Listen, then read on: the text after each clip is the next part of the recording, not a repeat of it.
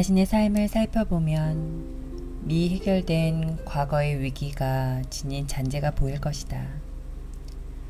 그 당시 일어났던 사건에 대한 생각과 감정은 세상을 인식하는 데에도 악영향을 미친다.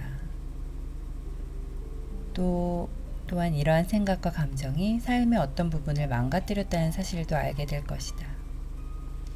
이때 그 일이 계속해서 대가를 치를 가치가 있는지 자문하는 것이 현명하다. 이제는 잔재를 처리하는 데 쓸 수 있는 기제를 알고 있으므로 문제를 해결할 수 있다. 즉, 남은 감정을 조사해 놓아버림으로써 치유가 일어나게 할 수 있다. 이 과정에서 큰 일을 치른 뒤에 진가를 발휘하는 새로운 감정 치유 기법을 알게 된다. 사건을 새로운 맥락에서 이해하고 새로운 시각으로 보고 의와 의미가 다른 새로운 패러다임에서 평가하는 것이다. 사람들은 대개 과거를 후회하고 미래를 두려워하며 일생을 보낸다고 한다. 그래서 지금 이 시점에 환희는 경험하지 못한다. 인간의 운명이 원래 그러하니 쓴웃음이라도 지으며 참는 것이 최선이라고 흔히 짐작한다. 철학자들은 때로 이런 부정적이고 비관적인 태도를 활용해 허무주의 철학을 만들어내기도 한다. 이런 철학자들 중 일부는 수년간 유명세를 얻기도 하지만 사실 그들은 해결하지 못한 고통스러운 감정의 희생자에 불과하다. 그런 감정을 계기로 끝없이 사물을 논리적으로 자세하게 설명하려 들게 된 것뿐이다. 억제된 감정일 님이 분명함에도 그것을 합리화하는 정교한 지적 체계를 구축하느라 평생을 바치기도 한다. 과거 해결에 효과가 좋은 방법 중 하나로 새로운 맥락 만들기가 있다. 과거에 새로운 의미를 부여한다는 뜻으로 새로운 마음가짐으로 과거의 공경이나 트라우마 안에 선물이 숨어 있음을 인정하는 것이다. 이 기법의 가치를 정신의학계에서 처음 알아본 사람은 빅토르 프랭클이다. 프랭클은 자신의 명저 죽음의 수용소에서에서 의미요법으로 명명한 접근법을 풀이했다. 그는 임상 경험과 개인 체험을 통해 감정과 트라우마를 새로운 의미로 에워싸면 그 발생 양상이 현저히 달라지면서 치유된다는 것을 보여주었다. 프랭클은 자신의 육체적, 정신적 고통을 내면의 승리를 가져올 기회로 보고 나치 수용소의 경험에 대해 이렇게 적었다. 인간에게 모든 것을 빼앗으려 해도 빼앗을 수 없는 한 가지.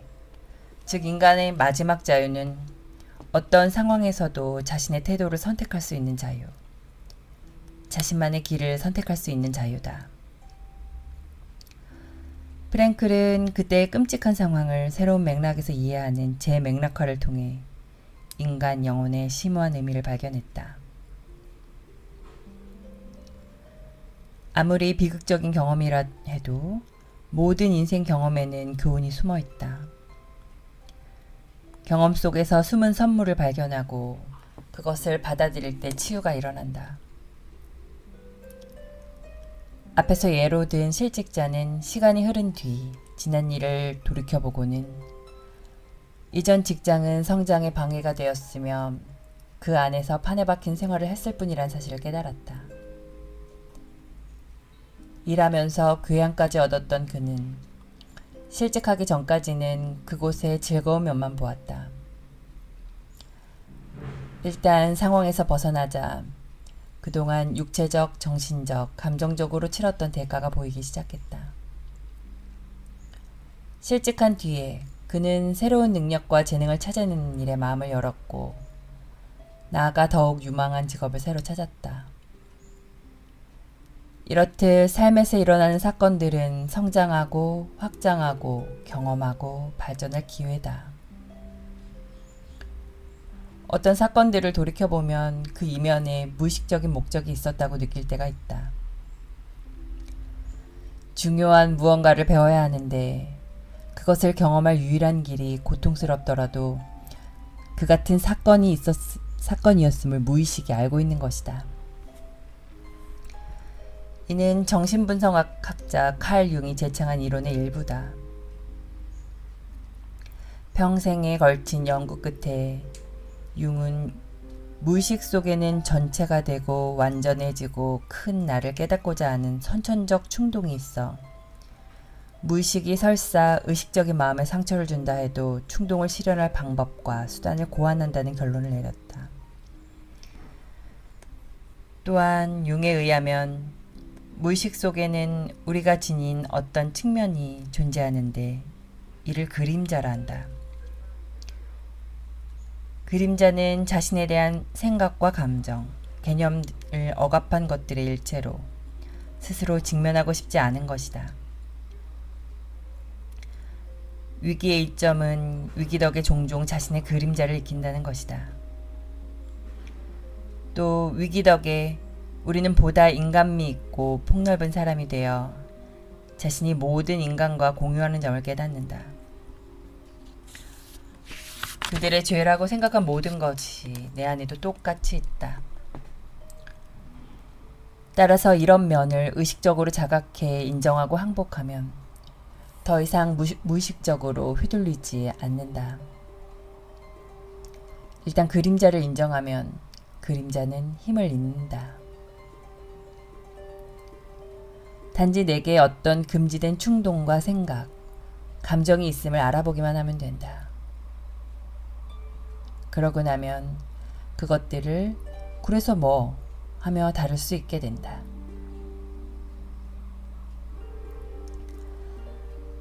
삶의 위기를 통과하면서 우리는 보다 인간미 있고 인정받은 많은 사람이 될 수 있으며 자신과 타인을 받아들이고 이해하게 된다. 더 이상 타인이나 자신을 비난하는 일에 빠질 이유가 없어진다. 감정적 위기를 해결하면 보다 큰 지혜를 얻게 되며 그 지혜는 평생 이익이 된다. 삶을 겁내는 것은 감정을 겁내는 것이다. 우리가 두려워하는 것은 사건이 아니라 사건에 대한 자신의 감정이다. 감정을 정복하면 삶에 대한 두려움이 줄어든다. 자신감이 커져 기꺼이 더 큰 모험을 한다. 감정으로 인한 결과가 무엇이든 해결할 수 있다고 느끼기 때문이다. 두려움은 모든 주저함을 낳는 근원이어서 두려움을 정복하면 이전에 꺼렸던 인생 경험에 들어가는 길 전체가 뚫린다.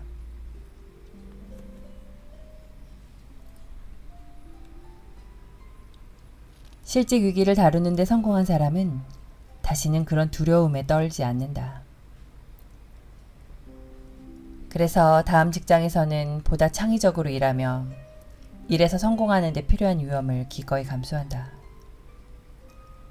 마음 한구석에 늘 실직의 두려움이 있었기에 과거에는 얼마나 심하게 몸을 사리고 걱정하고 조심스러웠는지, 굽실대며 윗사람을 따르느라 얼마나 자존감이 상했는지 차차 보이기 시작한다.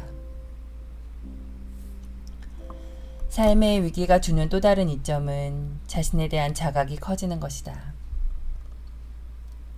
위기 상황이 압도하는 가운데에서는 한눈팔 새도 없이 자신의 상황을 유심히 들여다보고 자신의 믿음과 목표, 가치관, 삶의 방향을 되짚어 보아야만 한다. 위기는 죄책감을 되짚어보고 놓아버릴 기회다. 또한 마음가짐을 완전히 바꿀 기회이기도 하다. 삶의 위기를 통과하면서 우리는 극과 극에 마주친다.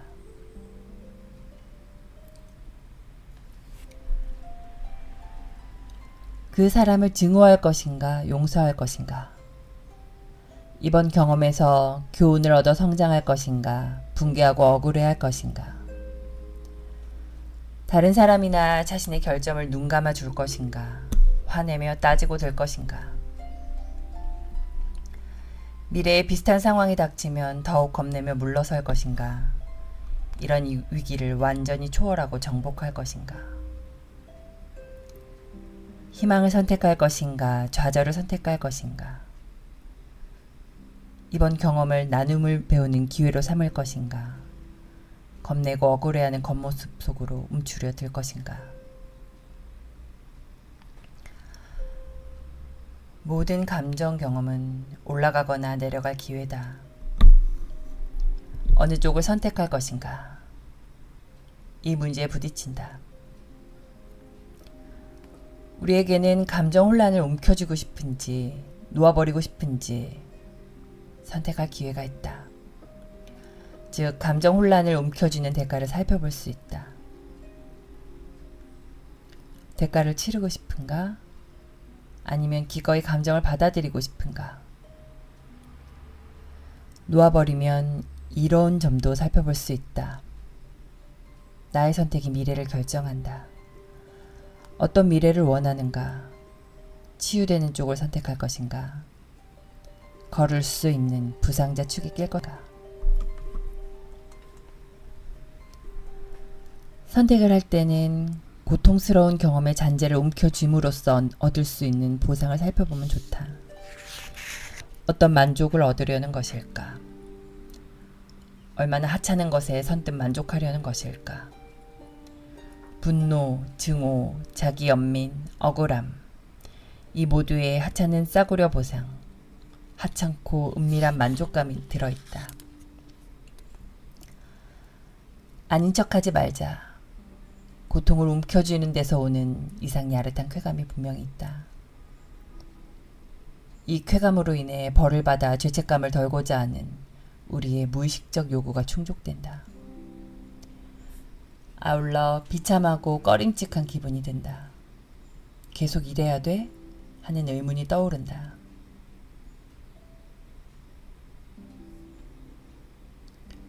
(23년) 동안 형과 말을 하지 않고 지낸 남자의 예를 보자. 무슨 일로 그렇게 되었는지 형도 동생도 기억하지 못한다. 잊은 지 오래다. 말을 섞지 않고 지내는 것에 익숙해지는 바람에 23년 동안 형제가 함께하며 서로를 보살피지도 가족끼리 단란하게 지내지도 못했고 고락을 같이 하며 우애를 나눌 일도 없었다. 항복 기제를 알고 난 남자는 형에 대한 감정을 놓아버리는 일에 들어갔다. 그러자 느닷없이 슬픔의 눈물이 쏟아지며 지난 세월 동안 잃어버린 온갖 것들이 떠올랐다. 남자가 형을 용서하니 형도 이에 호응해 두 사람은 관계를 회복했다. 그러자 둘 중 한 사람에게 옛 기억이 떠올랐다. 테니스 신발 한 켤레 때문에 말다툼을 한 기억이었다. 테니스 신발 한 켤레 때문에 23년간 대가를 치른 것이다. 놓아버린 기법을 배우지 않았다면 그때의 억울함을 무덤까지 고스란히 가지고 갔을 판국이었다. 따라서 중요한 것은 얼마 동안이나 계속 괴로워하고 싶은가 이다. 언제가 되어야 기꺼이 괴로움을 포기할 것인가? 그만하면 되고도 남는 것이 언제인가? 내면에서 부정적 감정에 매달리고 싶어하는 것은 우리의 왜소함이다.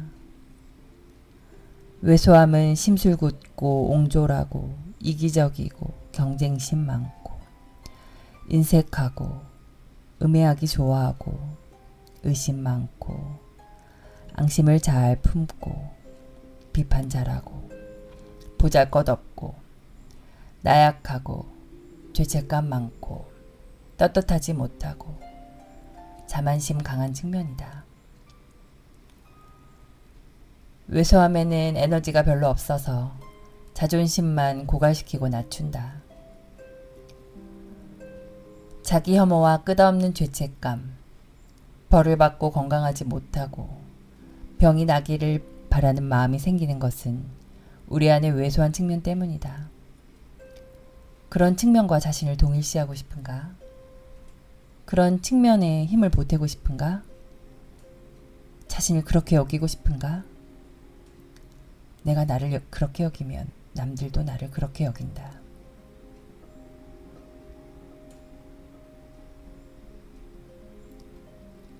내가 나를 보는 대로 세상이 나를 볼 수밖에 없다. 이로 인한 결과를 감수할 준비가 되어 있는가? 스스로 자신을 인색하고 옹졸한 사람으로 본다면 연봉 인상 목록에 첫머리에 올라가긴 어렵다. 왜소한 면을 고집한 대가는 근육 테스트로도 알아볼 수 있다. 테스트는 매우 간단하다. 마음속에 심술궂고 옹졸한 생각을 품은 채 옆으로 뻗은 팔을 다른 사람에게 눌러달라고 하고 누르는 힘에 저항한다. 결과가 어떤지 본다. 다음에는 정반대의 생각을 품는다. 스스로를 관대하고 너그럽고 다정하며 자신의 내적 위대함을 느끼는 사람으로 상상한다. 그러면 즉시 근력이 세져서 긍정적 생명 에너지가 급상승한 것을 볼 수 있다. 왜소함은 나약함과 허약함, 질병, 죽음을 가져온다. 이런 것을 정말로 원하는가? 부정적 감정의 놓아버림과 병행할 수 있는 매우 건전하면서도 내적 변모에 크게 도움이 되는 방법이 있다. 긍정적 감정에 저항하기를 멈추는 것이다. 안녕하세요. 아난다의 변심 이야기 아난다입니다. 오늘은 데이비드 호킨스 박사의 놓아버림 중에서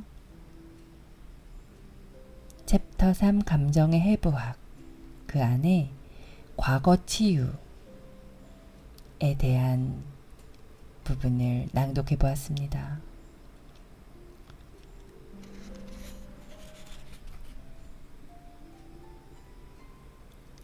당면한 감정적 위기를 극복하는 방법에 대해서 지난 시간 이야기를 나눠보았는데요.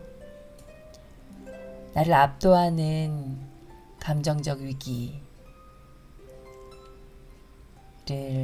다루는 과정에서 내 안에 쌓여있는 부정적인 감정 에너지를 상당 부분 방출해낼 수 있다는, 덜어낼 수 있다는 걸 알게 되었어요. 그렇게 다시 평화를 찾았는데요. 살다 보면 또 그때와 비슷한 감정이 올라와서 나를 뒤흔들어 놓게 되는 그런 상황에 마주치게 됩니다. 전 같으면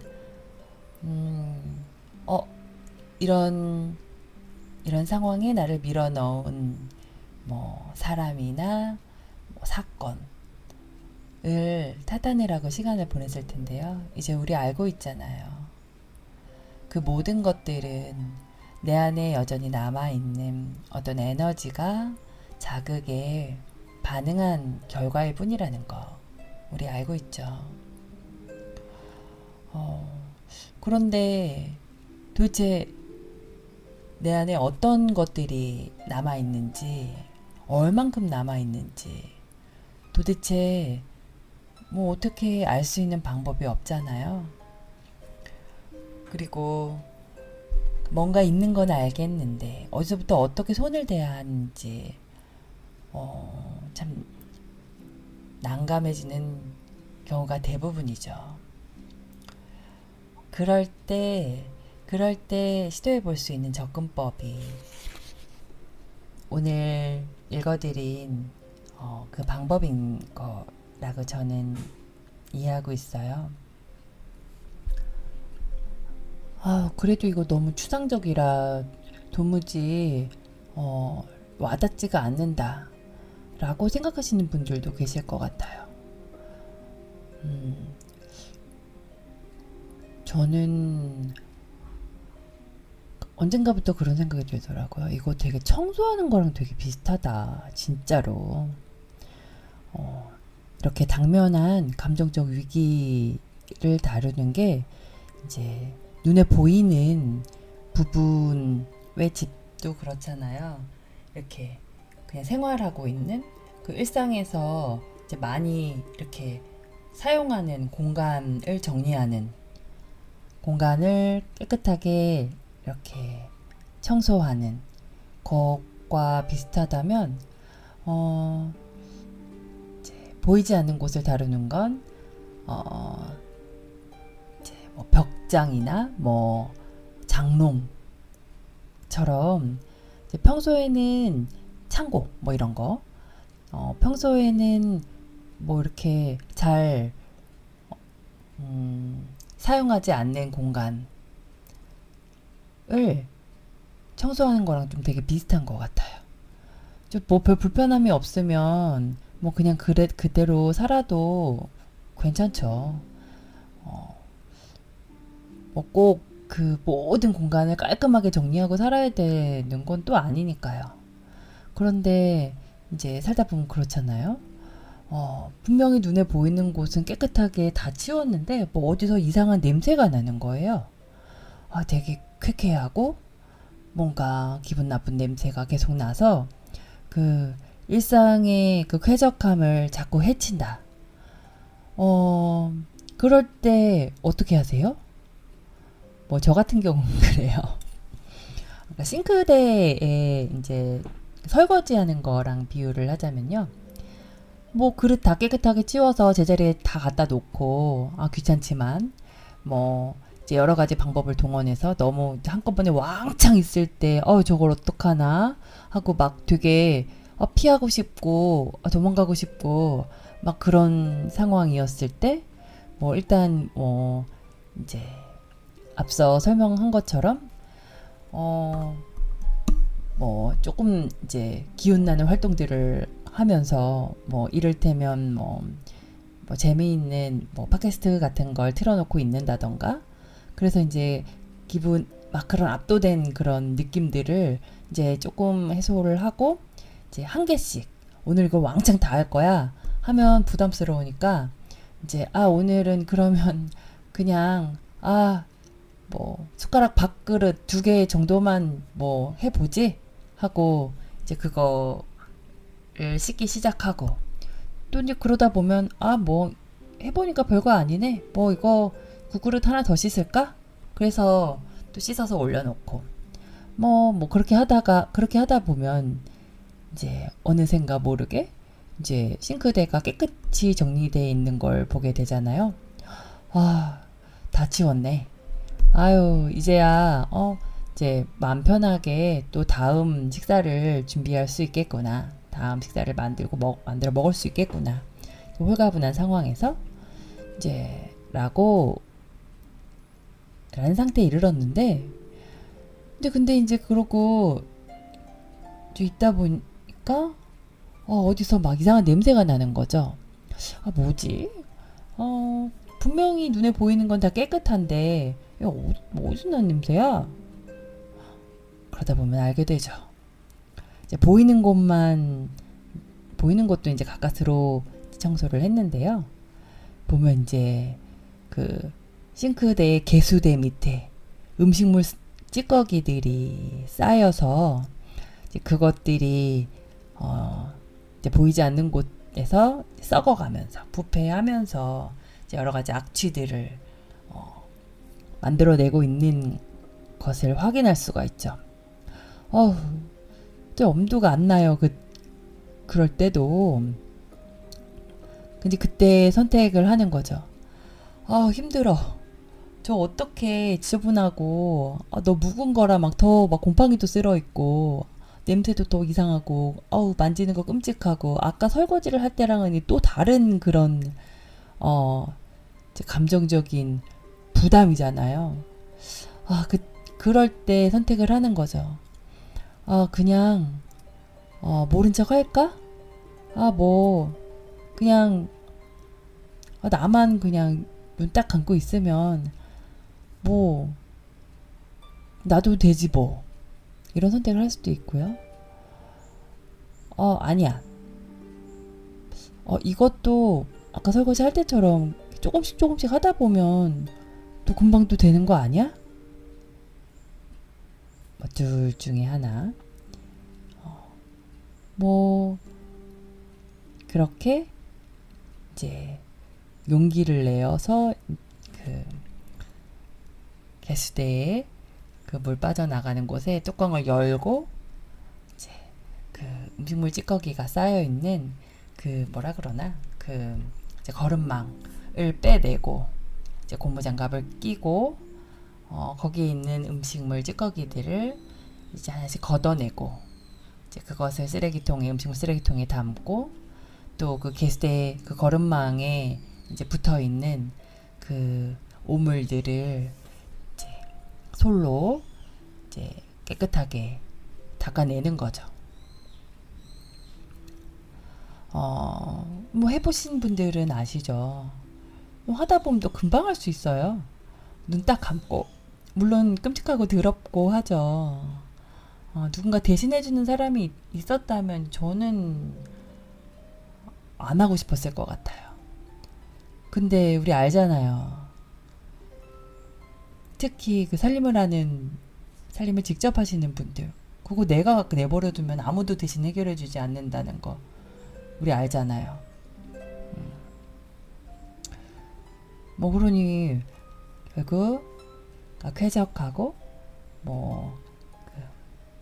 깔끔한 생활을 위해서는 이제 하는 게 좋은 거죠. 뭐 그런 식이에요. 아마 과거를 치유한다는 것도 그러니까 그 싱크대에 그 거름망을 청소하는 것 같은 약간 그런 접근이라고 전 이해해요. 물론 이제 그것도 다 했어요. 그리고 이제 한 단계 더 깊은 곳까지 다 이제 청소를 했는데 그러다 보면 이제 그렇게 시간이 지나다 보면 또 뭐 어딘가에서 또 이상한 냄새가 나기도 하죠. 냄새가 나거나 문제가 생기기도 하고 그럴 때는 더 깊은 곳에 이제 뭔가가 막혀 있거나 뭐 그런 경우가 있죠. 그것도 뭐 생활에 불편을 주지 않는 상황이라면 뭐 그냥 내버려둬도 전 별 문제 없다고 생각해요. 뭐 어떤 그 이상의 징후가 느껴질 때마다 또 너무 예민하게 반응하는 것도 이제 그것도 저는 좀 삶을 힘들게 하는 그런 패턴이라고 생각하거든요.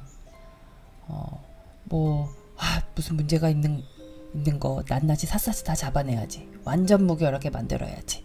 라고 마음을 먹게 되면 오히려 이제 거기 싱크대는 뭐 이렇게 음식을 이제 다듬고 씻고 또 뭐 먹고 마시는 것을 준비하고 또 뒤처리를 하는 그 공간이어야 하잖아요. 근데 막 여기를 깨끗하게 두는 게 목적이 돼버리면 거기서 마음 편하게 이제 그런 원래 해야 되는 활동들을 못 하게 되면 사실 그게 더 큰 문제인 거죠.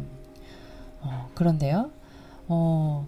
이제 뭔가 정말 심각한 문제가 발생했는데도 싱크대에 물이 안 내려간다거나 그런 상황이 발생했는데도 이제 계속 내버려 두면 이제 뭐 싱크대에 물이 안 내려가면 뭐 급한 대로 물 나오는 다른 곳을 찾아서 뭐 화장실에서 뭐 사과나 뭐 야채를 씻어가지고 뭐 뭘 만들 수도 있고 뭐 그렇게 대체할 수 있는 방법이 얼마든지 있겠지만 이제 그런 식으로 이제 그 문제가 생긴 곳을 방치하고 그 다른 공간들을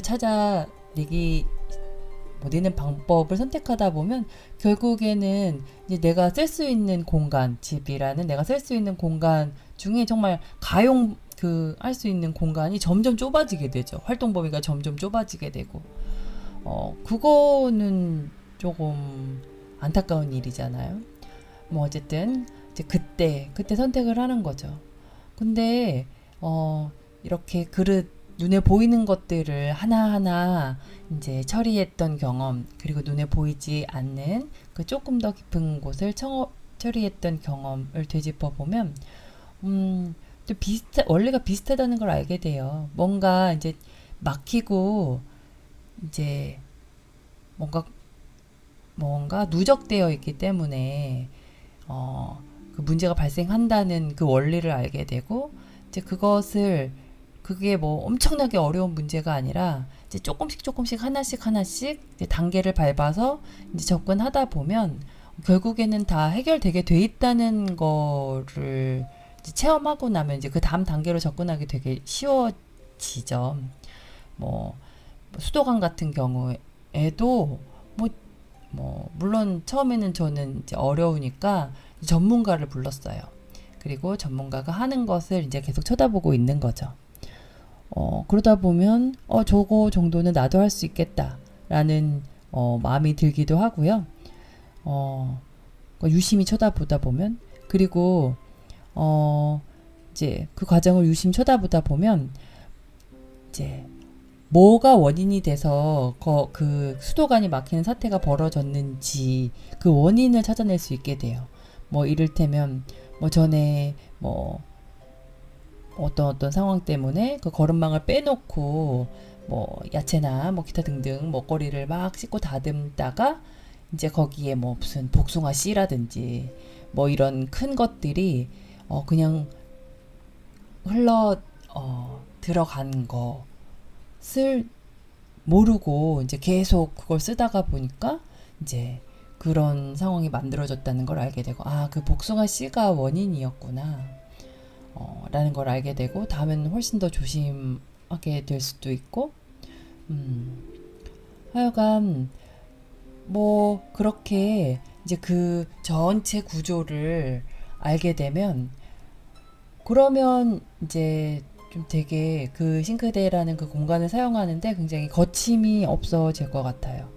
뭔가 사실 뭐 막히고 냄새나고 이런 거 되게 두려운 일이긴 한데 귀찮은 일이기도 하고 그런데 이제 그런 것들을 내가 처리할 수 있다라는 자신감 생기면 이제 그 공간을 이제 맘 놓고 쓸 수 있게 되잖아요. 물론 조심할 건 조심해야 되고 그렇지만 그게 뭔가 막히고 뭐 하여튼 불편해질까봐 두려워서 그 공간을 충분히 활용하지 못하게 되는 상황은 막을 수 있게 되죠.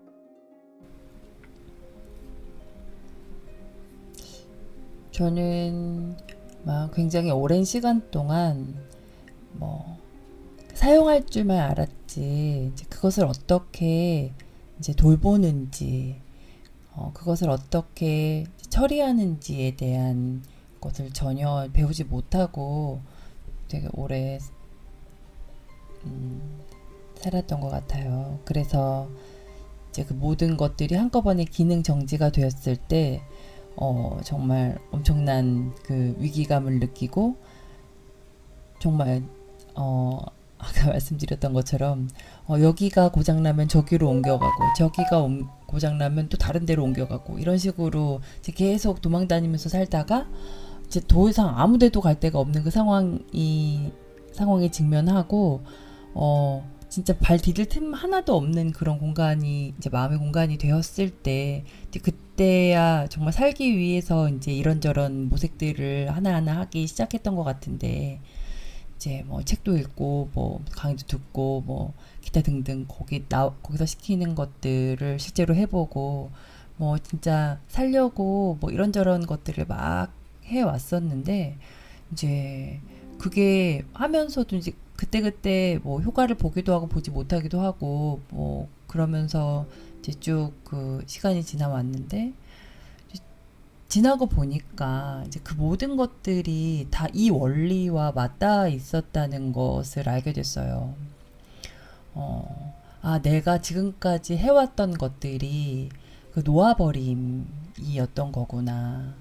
이렇게 하나하나 들여다보고 이제 막 꼬이고 막 엉망진창이 된 것들 하나하나 이제 그 마주 보고 그것을 내다 놓아야 할 것은 내다 놓고 뭐 그렇게 공간을 만들어내고 또 거기에 필요한 것들을 채워넣고 뭐 이런 작업들을 이제 해오면서 조금씩 그 공간을 확보해가는 과정, 제가 저희 운신의 폭을 이제 넓혀가는 과정, 그 과정이 아마 이제 그 그러니까 제가 생각했던, 그러니까 저에게 닥쳐왔던 그 위기로부터 지금까지의 시간의 의미가 아니었나 하는 생각이 들더라고요.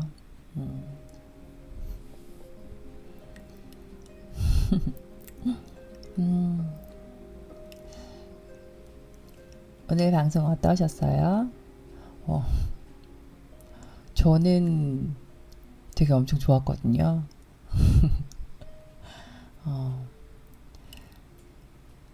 아마 또 저는 그 비슷한 함정에 빠질 거예요.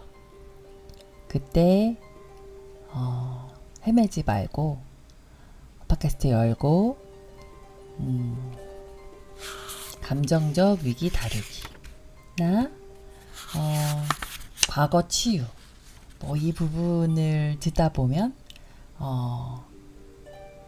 나 그때 그렇게 했었지? 라는 걸 상기하게 되면서 다시 뭔가 해볼 힘을 얻을 수 있을 것 같은 그런 생각이 드네요. 여러분에게도 그런 에너지가 전달됐으면 좋겠어요. 다음 시간에는 이번 주 마지막에서 말씀드렸던 것처럼 더 근본적인 놓아버림을 위해서 이제 마지막으로 이제 알아보면 좋을 과정이 있는데 그게 긍정적인 감정이 저항하기를 멈추는 거라고 해요. 그게 어떤 건지 조금 더 구체적으로 알아보기로 해요. 자, 그럼 오늘 아난다의 변심 이야기는 여기서 마치도록 하겠습니다. 다음 시간에 다시 만나요. 안녕.